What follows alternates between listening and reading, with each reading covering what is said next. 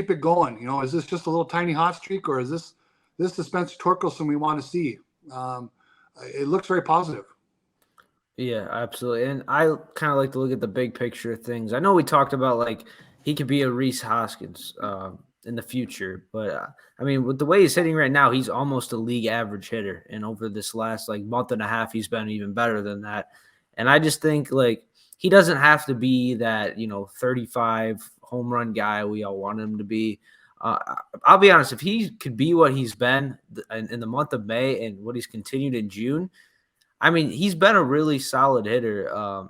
That's all he needs to be. I think the expectations wise, I don't think he has to necessarily be a perennial all-star if he could just be a really solid hitter. Because like the Tigers have a guy like Riley Green. They're going to have another top 3 pick this year. They're going to have another top pick next year. Like, I don't think he necessarily has to be the guy. I just think he has to be, maybe a top 3 or top 4 hitter in the Tigers lineup. So I think maybe some of the pressure has been taken off him with Riley Green kind of emerging as the guy for the Tigers.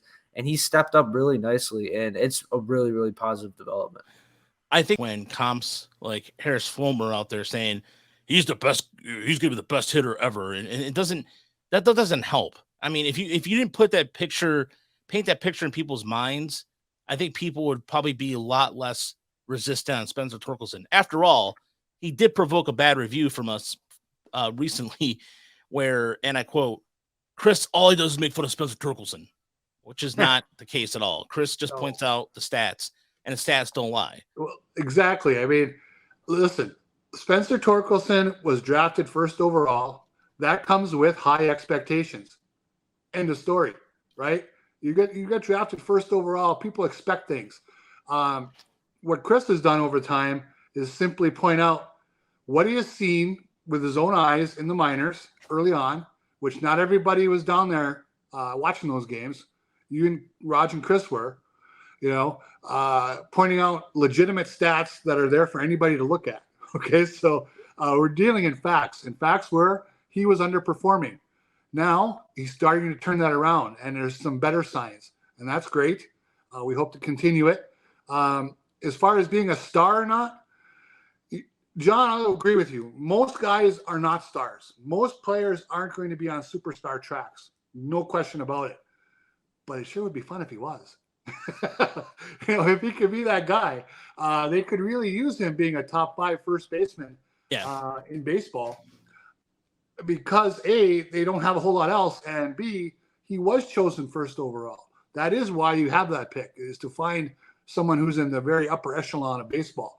But at the same time, if he only becomes a top 12 first baseman, but is someone who's very consistent and productive, that works out okay too. Yeah, and I pointed this out like recently, but just the Miguel Cabrera comp too, just having Miguel Cabrera here and then drafting a first baseman first overall. I think Tigers fans were used to having that guy in the middle of their order that could carry an offense. I mean, we've talked about Miggy and just how important he was to those great teams. And I think we maybe need to come to a realization that the Tigers, they might not have that MVP caliber player, but that's okay. There's been plenty of teams that have found a lot of success without having that, a top 10 player in baseball. They can have just a bunch of guys that are really, really solid and then collectively make up a really good offense instead of having that one guy who hits 35, 40 home runs with an OPS over 1,000.